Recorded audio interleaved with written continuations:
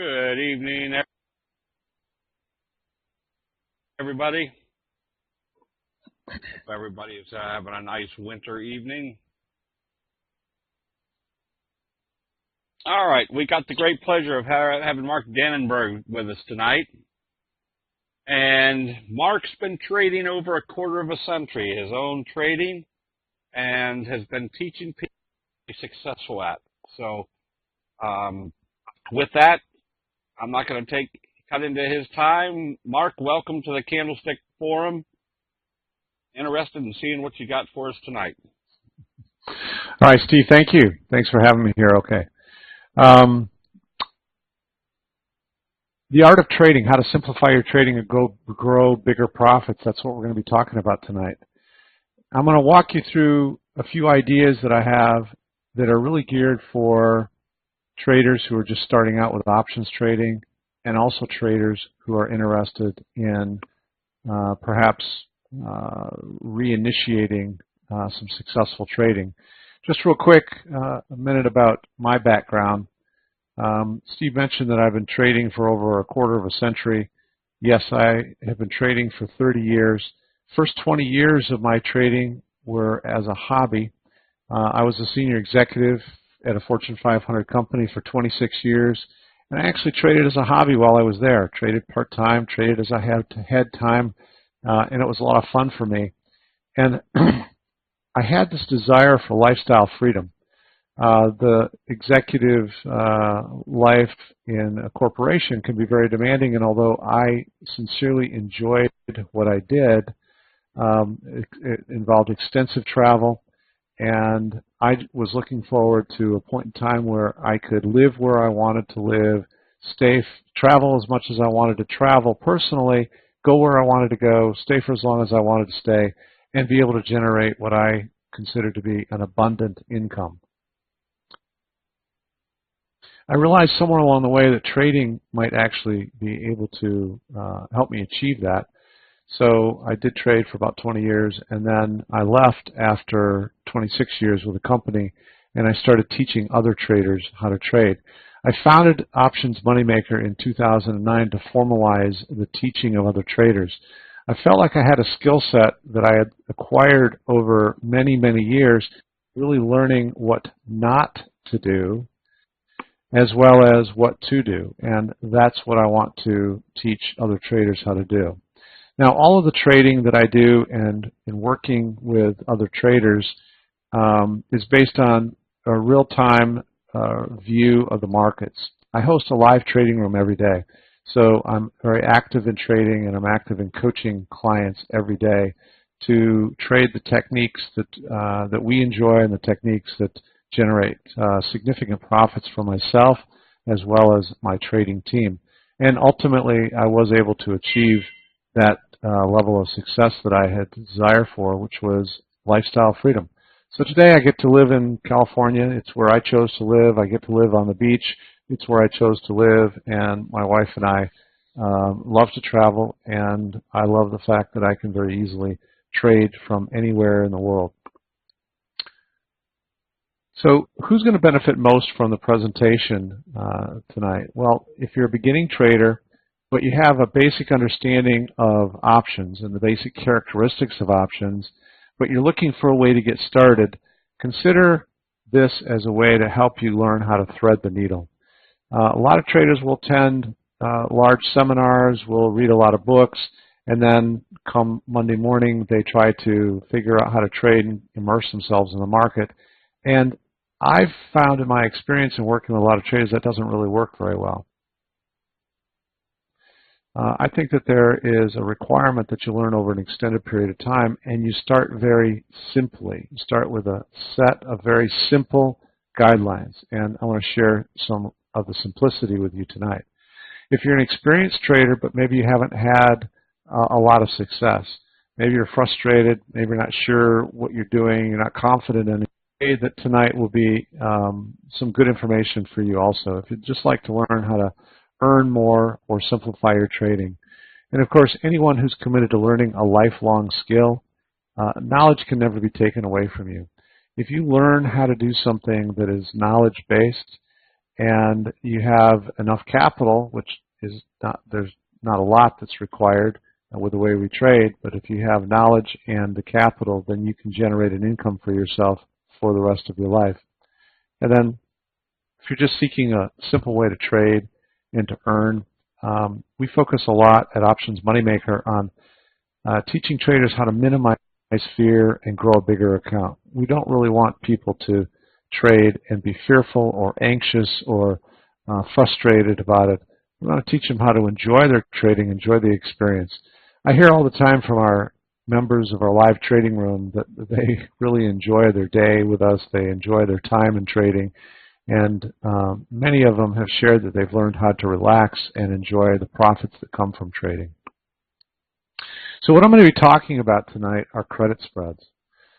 Credit spreads are a very simple directional strategy. Credit spreads are one of the easiest to understand spread strategies available to options traders. And it's one of the strategies that a lot of new options traders will start with. It's simple, it's relatively easy to understand, and I'm going to share an example of a credit spread with you and make sure you understand exactly how it's constructed. But here's my frustration with a lot of traders. This is a simple strategy, but many traders fail at trading credit spreads. And after talking to literally hundreds of traders, I used to teach live seminars with 500 plus people in the room. And I would talk to many, many, many of them. And I isolated a few basic reasons why traders will fail at trading credit spreads. They really don't know how to properly choose their position with. And a lot of traders will not build enough time into the position. They're focused on weekly expirations, and they have a misunderstanding about how to properly use those weekly expirations. So they don't build enough time into their position. And naive assessment of risk, where they're putting too much risk into the market, is one of the main reasons that traders will blow up their account, feel frustrated, walk away, and I just don't believe that that is necessary. If you have a proper assessment of risk and you have a proper attitude towards risk, there's no reason that you cannot be a very successful. Some losses, but you should have a lot more gains if you're trading properly.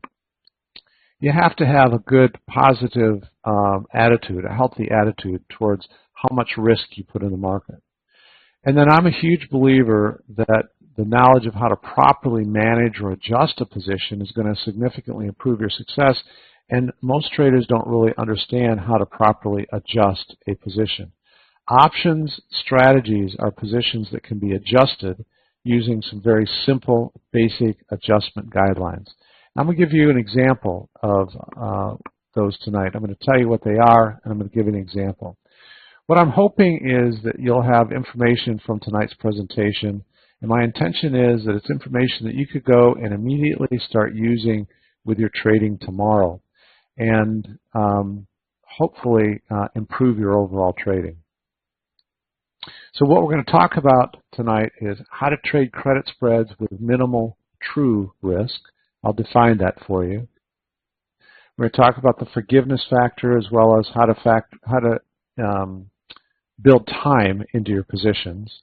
We're going to talk about selecting strikes and expirations and how and when to adjust a trade. I'm going to give you later on 3 very simple questions that if you ask of yourself each day regarding your positions, you're going to have a very clear picture as to whether or not you need to make any kind of adjustment to your position.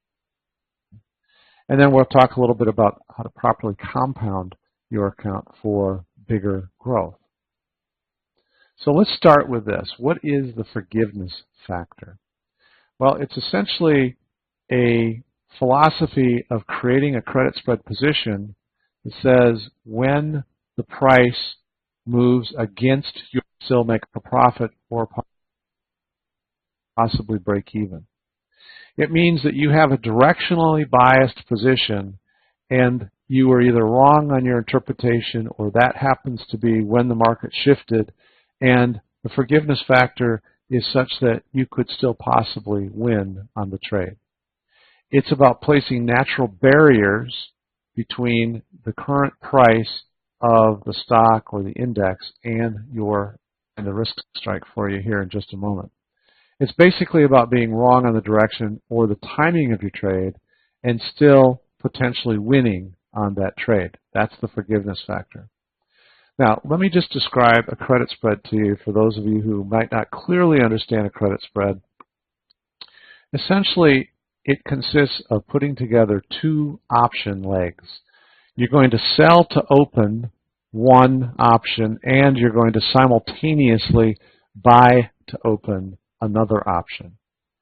Now, those options are going to be on the same underlying equity, index, or stock. They're going to have the same expiration. They're going to have the same number of contracts, and that is how you construct a credit spread. So, and as an example of a credit spread, at Options Moneymaker, we trade the indexes extensively. And I don't mean to, just to make sure we're not confused here, I'm not talking about futures. I'm not talking about the ETFs. I'm talking about trading options on the indexes. NDX is the symbol that we trade for the NASDAQ 100 index. It's one of our favorite indexes to trade. When NDX was trading at 45.30, we saw a declining bias on the chart. So we determined the NDX was going to be moving lower from 45.30. We wanted to take advantage of that by constructing a credit spread. When you see a declining bias, you're going to use calls to construct a credit spread. So what we did was we sold to open.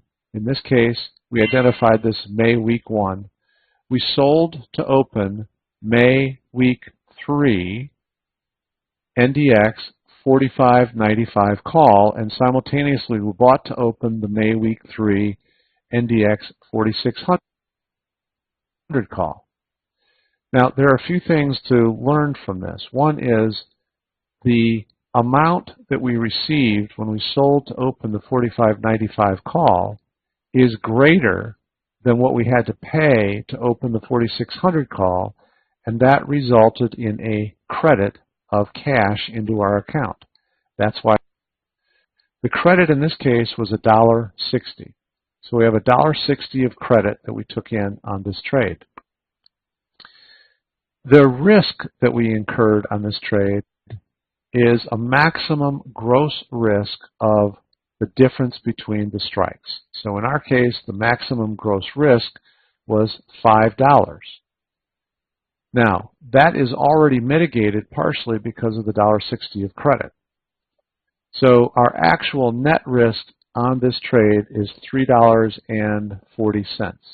What that means is if we took no action on this trade and we had 100% loss on this trade, our loss is essentially $3.40. And we're going to decide the size of our trade, how many contracts to trade, based on that true net risk.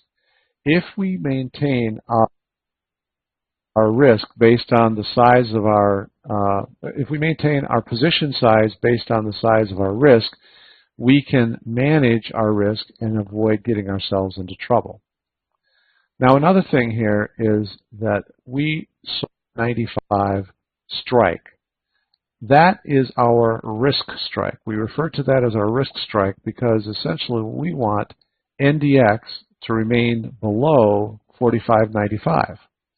If NDX remains below 45.95 and we carry this position to expiration, the $1.60 of credit that we took on this position ends up being all profit to us. Now, we don't typically hold positions until expiration, and I'll get into that a little bit more in a few minutes. But that risk strike, saying we want NDX to remain below 45.95, the difference between the current price of the index and the risk strike is the forgiveness factor. And in this case, we have a 65-point forgiveness factor. Essentially, that means that the index can move up 65 points, although we believe it's going down. It can move up 65 points against our position and we could still have a potentially profitable position. There are two very important factors when constructing a credit spread. One is the forgiveness factor, and I'm going to show you how to decide how much that forgiveness factor should be. I'm going to show you that in just a couple of minutes. And then the second thing that's important when constructing a credit spread is building time into your position. You generally don't want to, or generally are not going to be as consistently successful if you sell the near week. That's my philosophy, and that's the way we trade.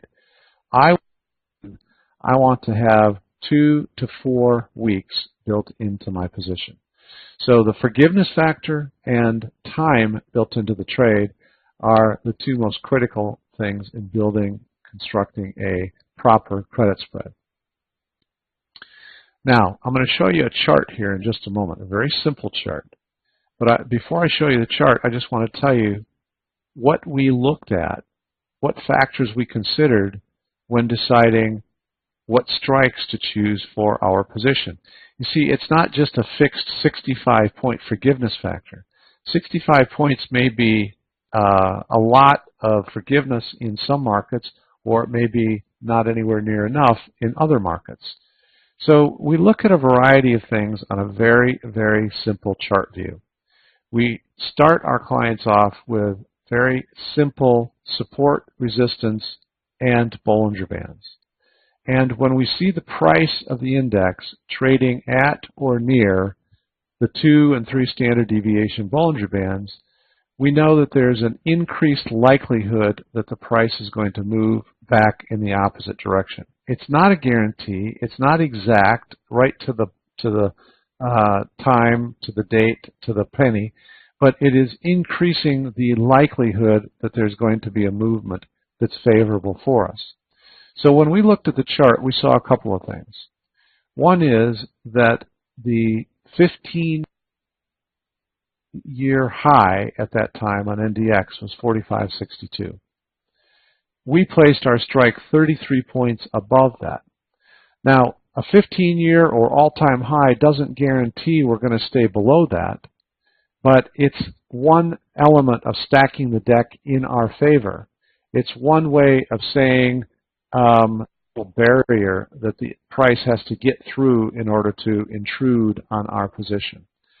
A second factor we considered was the 3 standard deviation Bollinger Band was at 45.80, and we placed our risk strike 15 points outside that 3 standard deviation Bollinger Band.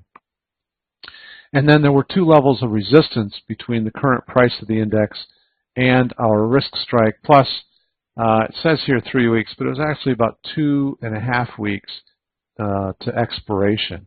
So 2.5 weeks is a lot of time on the indexes that if it moves against us, we'll have plenty of time to manage or adjust the trade. So here's a shot of the chart, and you can see the blue lines are the Bollinger Bands that are winding their way through the chart. And one of the interesting things about Bollinger Bands, and one of the reasons we use them, is because when the price moves up to the upper Bollinger Band, it has a tendency to move back towards the lower Bollinger Band. Now, as I said, it doesn't happen instantly, and it doesn't happen all the time, but it has such a high degree of reliability that it is one of the core technical signals we use, especially with our newer traders. So you can see here how basically the price of NDX has just floated back and forth between the upper and lower Bollinger Bands. So with that thought in mind, when we constructed our credit spread, we placed our risk strike, that's the horizontal line there on the top, the brownish horizontal line, risk strike above the 2 and 3 standard deviation Bollinger Bands, represented by the green circle there. We knew that when the price moved up to the upper Bollinger Band that there was an increased likelihood that it would retreat and move lower. And we also knew that by moving up to the 15-year high that it would start to run into a stronger headwind and would likely start to move lower. So what this is not about an exact science. It's not about guaranteeing the success of the trade. What it is stacking the deck in our favor and trying to do that as often as possible. So this trade uses time and a forgiveness factor. We have 2.5 weeks to expiration and the forgiveness factor of 65 points. It's relatively simple to identify when you're simplifying your chart view, and the trade itself is very simple to set up. Now what we do is once we've opened a credit spread position, we place a closing order using a good till canceled order to close for a profit. We use a 10% profit guideline. We don't carry our positions to expiration. We look at the 5-point difference between the strikes, the short strike and the long strike, and 10% of that would be a 50-cent profit. 10% of the $5 of risk would be a 50-cent profit. So we will set up a good till canceled order to close the position for a 10% return. And then whether we're in front of the computer or not, whether we're in our live trading room and maybe we have a position in a different account that's not associated with our live trading room, that order will sit out there and wait until the market conditions are such that it will be filled or until we cancel it. This is a great way, especially for more casual traders, to automate their trading. You do the work up front to identify the position, open the, then place a good till canceled order to close the position. We had a great example this week of a trade we opened on the S&P 500. We opened the trade on Tuesday. We set a good till canceled order to close Wednesday morning because we don't do any day trading. And with the sell-off of the market, we saw that order close. It hit our good till canceled order. With the market rally that we saw today, we were able to reopen that same trade, and we're right back into the same trade, but we've already taken a 10% profit on it. If you allocate just 15 to 30 minutes a day to your trading, you'll be very successful with a simple program. I'm going to show you how simple it can be, but you're basically reviewing charts for possible new trades, and you're reviewing your existing positions. Now, a credit spread can also be used to create a non-directional position. A non-directional position is referred to as an iron condor. That's when you open both a call credit spread and a put credit spread at the same time. What this does is it eliminates the need to assess a directional bias. You're going to have a profit regardless of the price movement. You're going to have a profit on one side or the other. One side will always win on the movement of the underlying stock or index. But when constructed properly, the other side also has the potential of winning and benefiting from the forgiveness factor. So an iron condor is a great way, especially for newer traders, to trade and start to be acquainted with leveraging the cycles of the market. So setting up an iron strikes is an excellent, very simple way to trade. Now, we have a tendency to trade mostly the indexes. In fact, almost all of our trading in the live trading room and through our education programs uses NDX, SPX, and RUT. So that's the NASDAQ 100, the S&P 500, and the Russell 2000. These make excellent indexes because they have a cycle pattern to them. They cycle up and they cycle down. And when those cycle movements occur, you have opportunities to close one side or the other and then wait for the reverse cycle to close the other side. You're going to open both sides at the same time, or you can leg into each side on those cycles. Iron condors on the indexes are an excellent way to grab profits regardless of which direction the indexes are moving. So let me walk you through an example. This is just one of many iron condors that we trade. This example is using the Russell 2000 index. We sold to open a 1280, 1285 April week 4 call spread. This is when the index was trading at 1260. We had 20 points of forgiveness in that trade and 2 integration. The following day, we ended up closing that call spread because the index moved. Now, we had sold to open for $1.40, and we bought it back for 80 cents. So we locked in a 60-cent profit. That's a 60-cent profit, and if we take that and divide it by the 5 points of gross risk on the trade, that's a 12% return that we took in one day. Also, on that same day, because the index had moved down from 1260 to 1250, that's what allowed us to close out the call spread. We went ahead, right after we closed that call spread, we went ahead and opened a put spread. Now, at this point in time, we don't have an iron condor. We still are only trading individual spreads. At the time that it was trading at 1250, 1225 April week 4 put spread. Now, a put spread is going to benefit from a rising bias, and it was our view on the chart that that's where the index was going to move.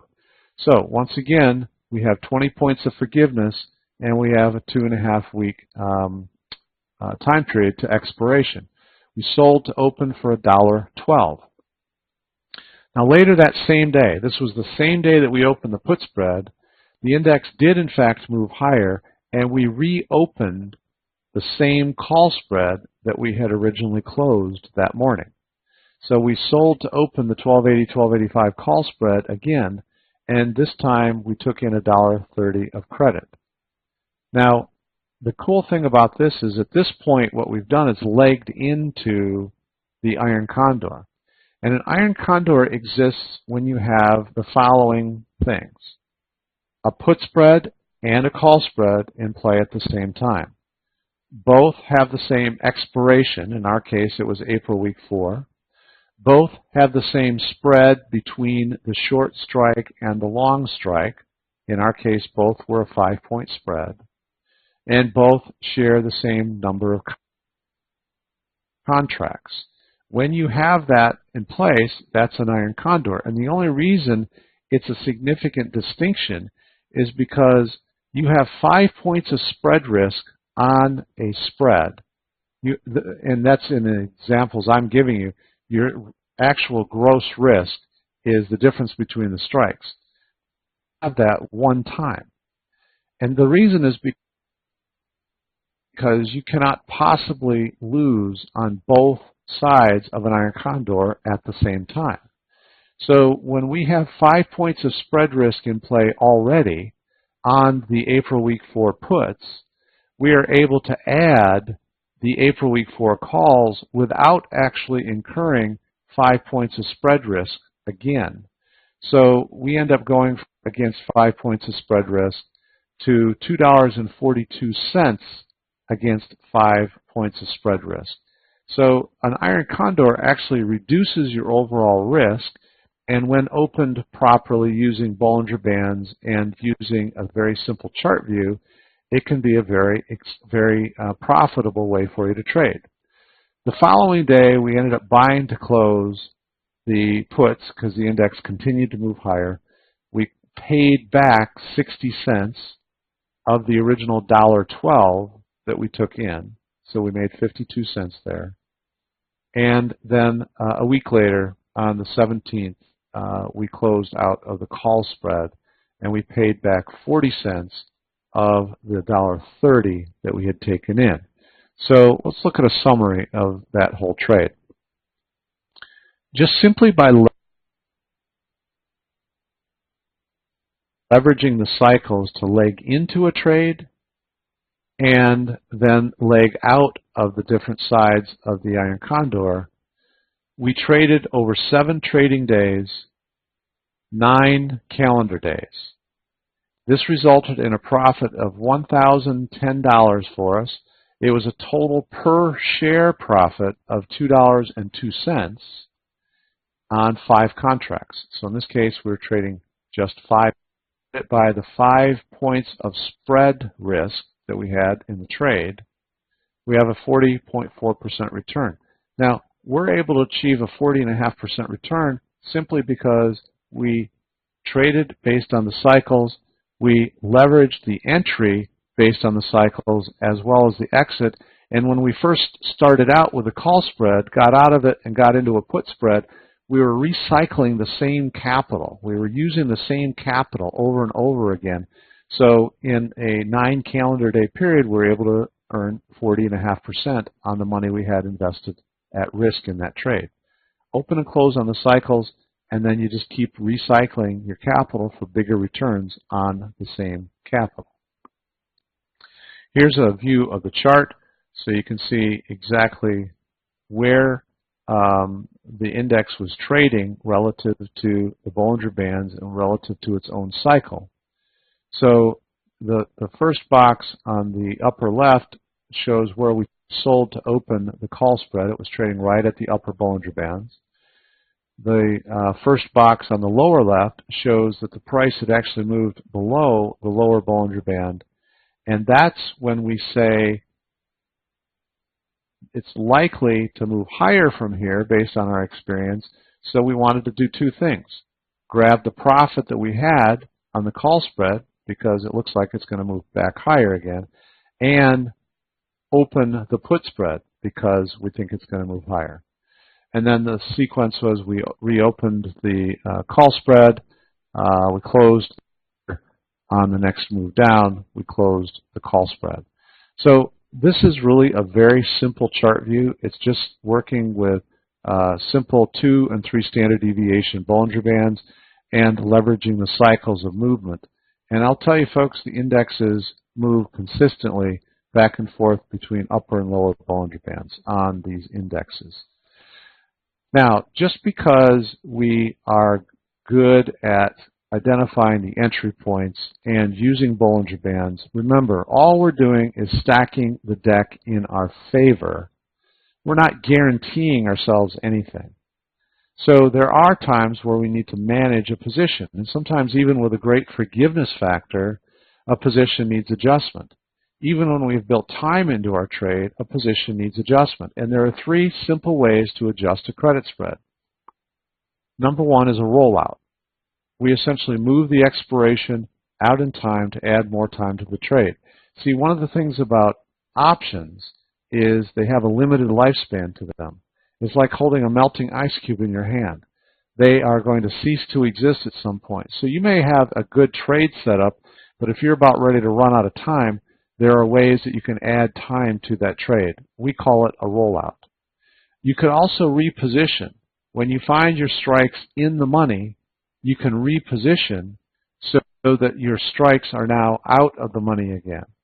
And then the third management, most commonly used management, is to do both of them. You not only roll out and buy time, but you also reposition simultaneously. Now, generally, these moves require a small amount of capital in order to manage. They're not difficult to execute, and it's not really difficult to understand when you need to execute. So let me help you understand how to decide when it is to take action. This right here, folks, if you took nothing away from tonight's presentation other than this right here will help you put some structure around your trading when it's appropriate to take action. A lot of people wrestle with this. A lot of people struggle with, should I do this, should I do that? I think that you ought to have a set of rules and some structure around making that decision. So here's the way we make that decision. Each day we come to the market and we advise our clients to review their existing positions. And we ask them to ask themselves the following 3 questions. And by the way, I ask these same 3 questions on every position I hold every day. And I ask these questions in a daily 15 to 30-minute video that I send out where I'm analyzing positions that we hold in our programs. So our 1, is there a profit? Seems relatively simple, but we've got to ask that question first. If the answer is no, move on to question number 2. Question number 2 is the risk strike, the short strike that I sold to open on my spread, is it in the money? If the answer is no, there's no profit, my risk strike is not in the money, move on to question 3. Is expiration less than 1 week away? If the answer is no, in about 10 seconds you've gone through and evaluated your credit spread position. If the answer is no on all 3 of those questions, you're done. Leave the position alone and come back and evaluate it again the next day. This type of trading is not the type that requires you to sit in front of your computer all day long monitoring the market and evaluating what's going on with your position. Now, go back to question 1. If there is a profit, then it's entirely up to you. This is where the gray area comes in. It's entirely up to you to decide what you consider a reasonable profit and acceptable profit is. I consider an adequate profit to be 10% or more. Based on my experience, I consider that 10% to be the sweet spot of taking profits. If you do find your risk strike in the money, well, you may need to reposition them. That's the first clue that you may need to adjust. That's also a clue that you need to take action and probably roll the position out. But once you've done a few of these and once you evaluate your positions on a daily basis, it really becomes pretty simple to understand when it is appropriate to take action. All right, so let me give you an example of a trade where we thought the trade started out as a great trade. It's actually started out as an iron condor.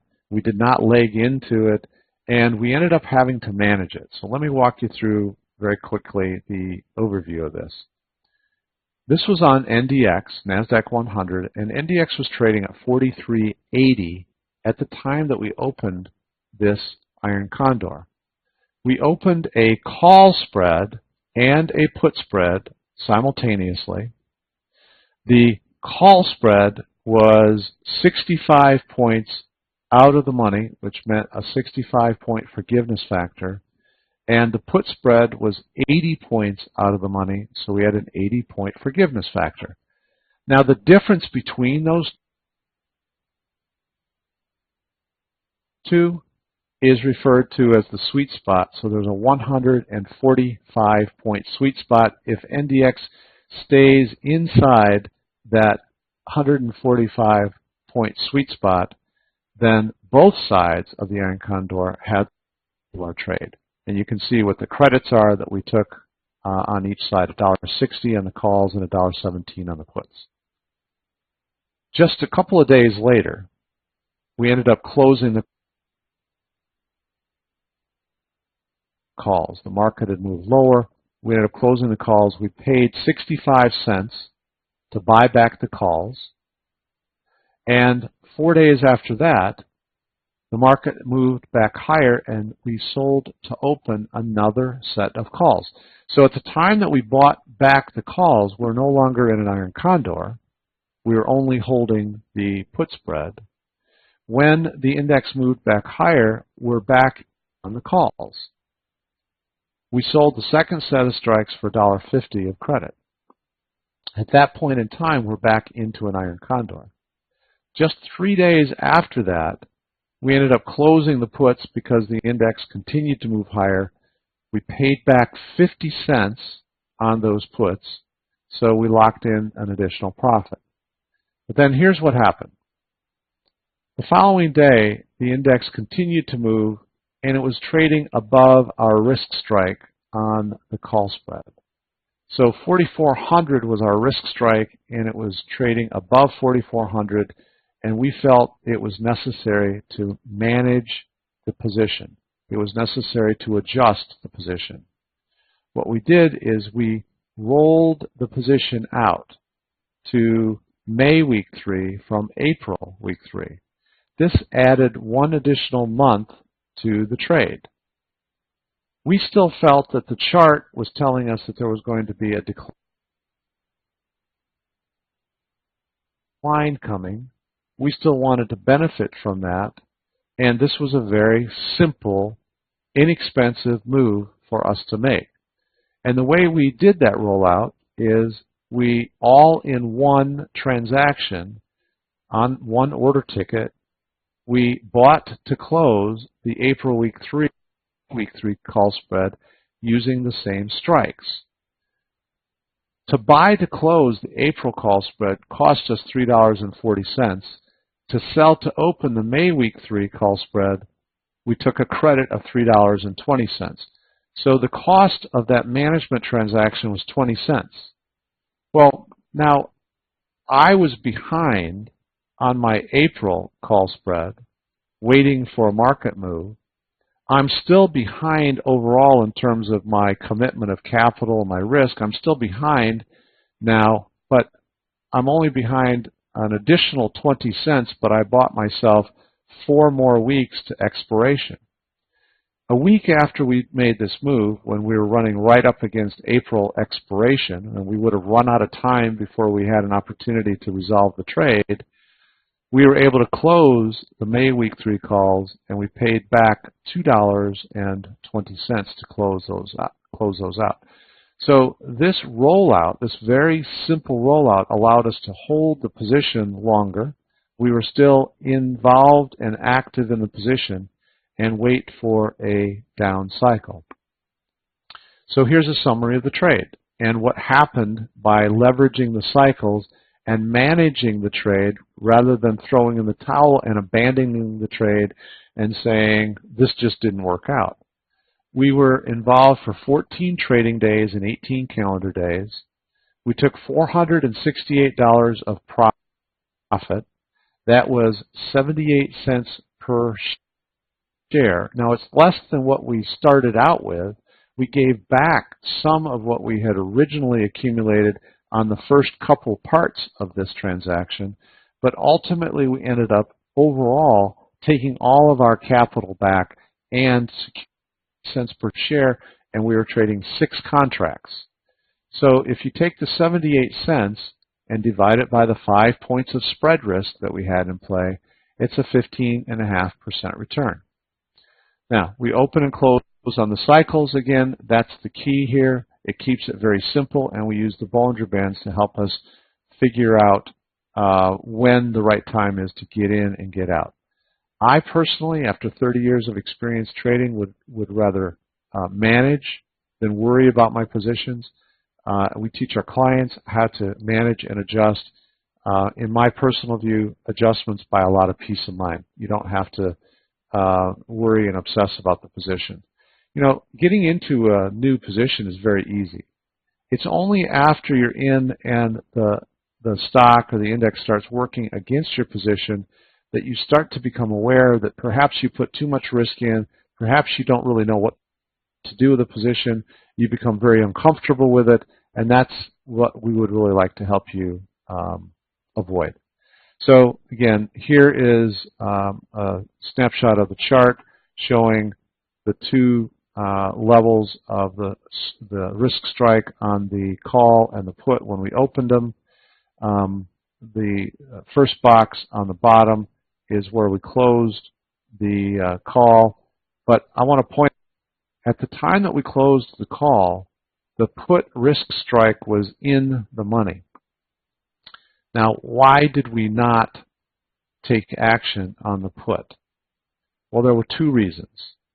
One is we had moved that down below the lower Bollinger Band, and that is a signal to us that in a very short period of time we could likely, without guarantee, but we could likely see the index move back higher. So we decided to wait and see whether or not the index would move higher, and we had time built into our position so we could afford to wait. The other reason we didn't worry about the trade is because, and I get this question all the time, the ETFs. Why do you trade NDX as opposed to Qs? Why do you trade SPX as opposed to SPY, etc.? And one of the main reasons is we have greater peace of mind trading the indexes because they are European style expiration. When you have a European style expiration option, it means that you cannot be exercised or assigned until expiration. American style expiration options, you can be exercised or assigned at any time leading up to expiration. Indexes are European style, and so when I was in the money on that put, I had no worries because I still had 2 weeks to expiration, and I knew I wasn't going to lose control of the position by being exercised or assigned. That would not be the case on a stock or an ETF.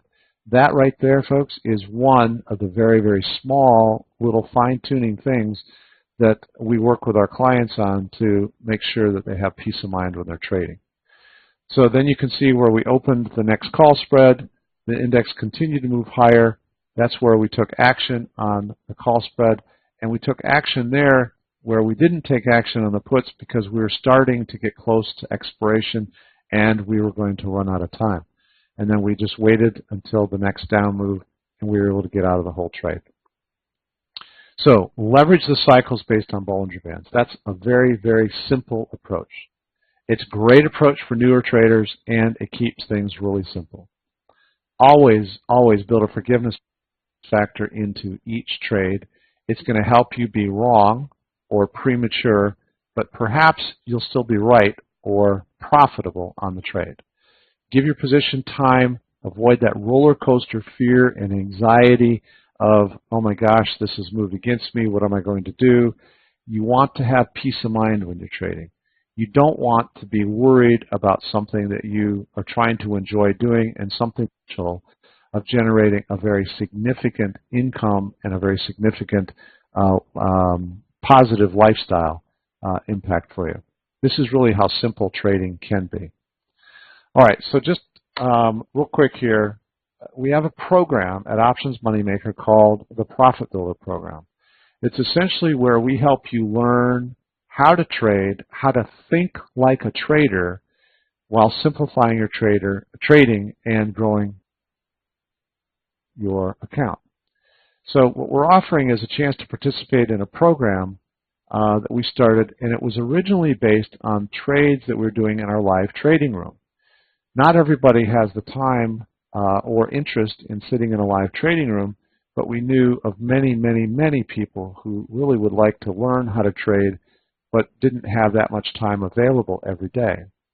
Now with the Profit Builder program, we recommend start out with just $5,000 of risk capital. That's $5,000 of capital in an account that you're willing to put into positions for accumulation of risk of $5,000.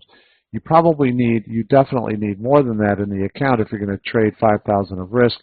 You need $8,000 or more, in my opinion, in order to trade $5,000 of risk. We're going to help you learn how to be conservative with that risk, and we're going to help you remember on a daily basis that risk is something that you have to manage. We're going to show you how to compound profits into new positions. You're going to compound basically on a quarterly basis, and you can then reset your compounding at the beginning of each quarter and start over again with $5,000. So here are the Profit Builder program results to date, just to give you a little idea of how we're doing with this. We actually started this at the beginning of second quarter 2015.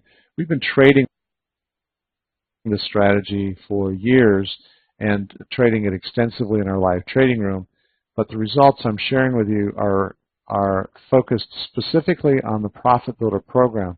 What we did, folks, is we set up a live trading account with real money, and every day people can see our trades. So we started with $5,000 of risk capital in an $11,000 live account value account.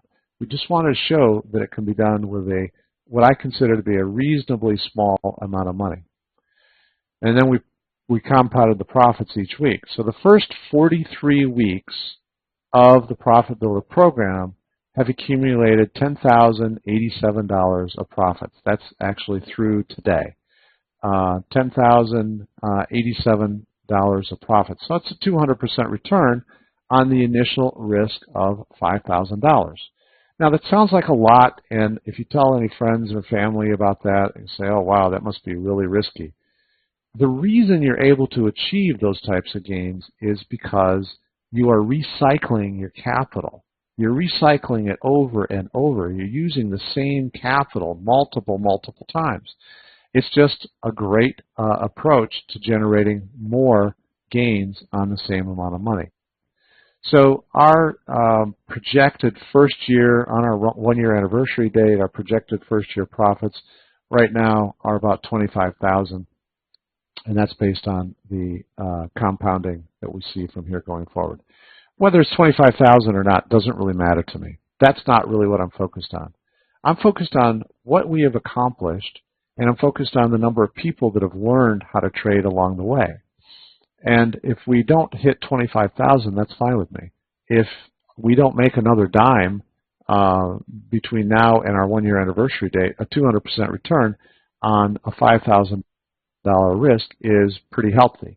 I don't know of a single bank or mutual fund you're going to be able to get into that will give you that kind of return. And we're not talking about huge dollars here that you have to pony up to put at risk. So I have for you, if what you hear is interesting to you and you think it might be something that would be appropriate for your own trading, we're offering a 6-month subscription to the Profit Builder program. Over a 6-month period, you're going to receive emails and texts with the trades that we are placing in the Profit Builder program. Now, these are the same types of trades that we have always done in our live trading room. So when we open a trade in our live cash Profit Builder account, we're going to send an email to you and say, this is what we just did. And if you want to follow along, then you certainly are welcome to. But then we go one step further. And before I get to that, in that trade alert, we tell you the strikes that we traded, we tell you the expirations that we traded, we tell you the number of contracts that we traded, and we tell you what we were filled at on that position. So if it's a credit spread that we are sending an alert on to open, if we got filled at $1.50 credit, we're going to tell you that. But we also know that some alert and the time you received the alert and actually executed. So we're going to generally give you some guidance and say to you, we filled at $1.50. You could feel confident filling this trade, or we would feel confident filling this trade as low as $1.30.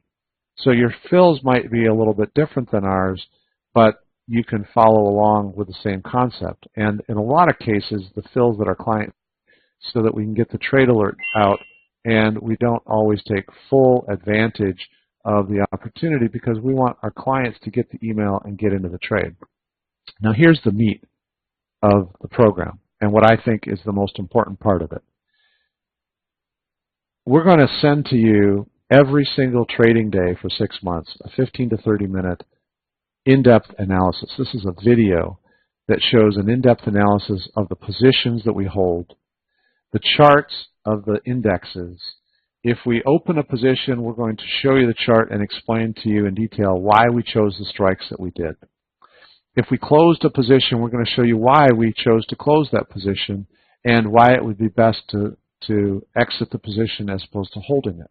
If we manage or adjust a position, we're going to show you in detail how to do that, why we did what we did, and the best way for you to execute that. So this is, instead of trying to immerse yourself in reading a very, very thorough book or a 2 or 3 day seminar, this is learning over a 6-month period in small chunks of time, which my personal belief is the most effective way for you to learn.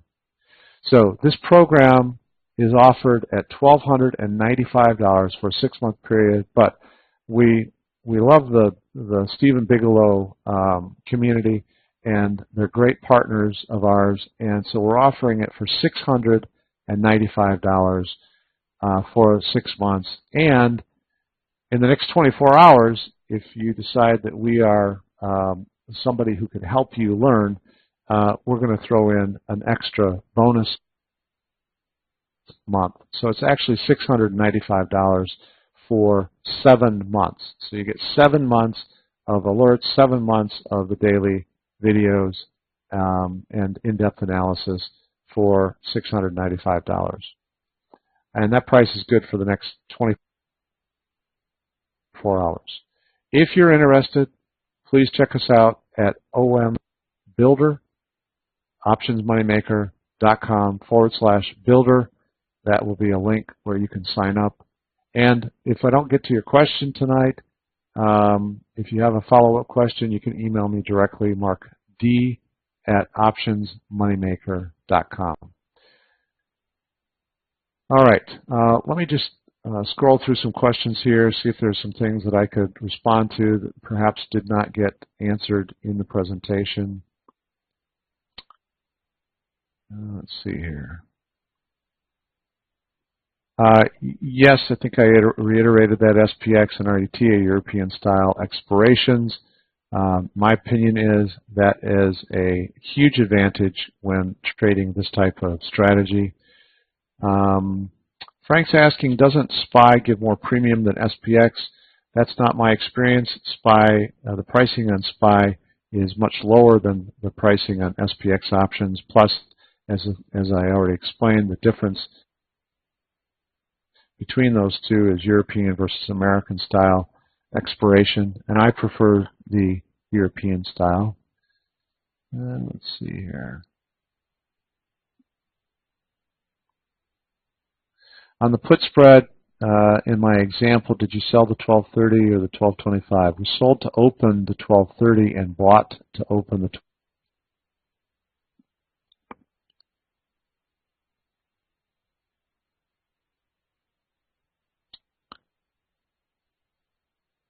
one needs to confirm with their broker. Are they allowed to be a seller of a call or a put when inside a registered account? Yes, you should talk to your broker. You're not actually just selling a call or a put. You're creating a spread, and this is viewed as a pretty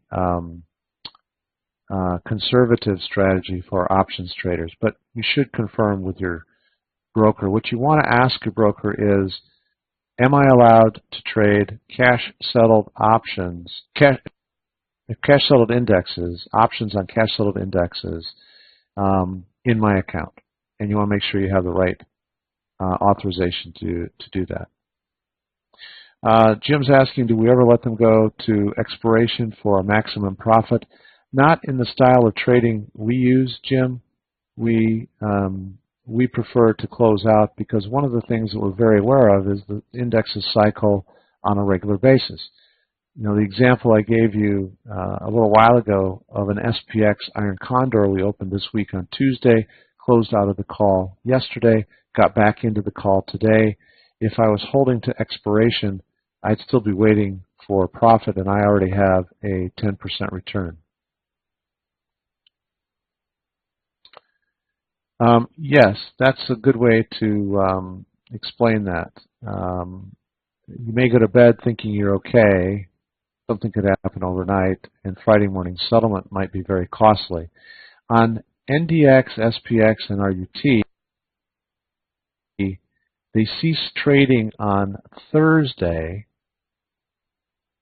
before expiration Friday. So today happens to be the Thursday that the indexes ceased trading for the monthly expirations. We don't carry positions generally overnight on at which they're going to end for the month is going to be based on tomorrow's open price, not based on the closing price of the index today. So we don't carry our positions overnight on Thursday of expiration week if by some very remote chance that we may be stuck in a trade. Greg, I don't recommend a brokerage firm. However, I do trade at Options House. I love the platform. I love the simplicity of the platform. And all of the daily reviews that I do are based on that platform. Big Al wants to for is your grandfathered price after 7 months. So if you want to continue again, you can sign up again for the $695. Time of day, do you need to send alerts? We send them whenever we have opened or closed or executed a trade. There's no one particular time of day that that will occur.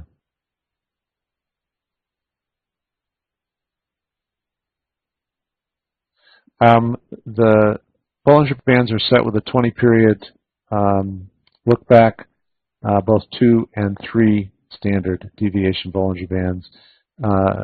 These indexes are some of the most liquid indexes available. We have zero issue with being able to enter trades or get out of trades.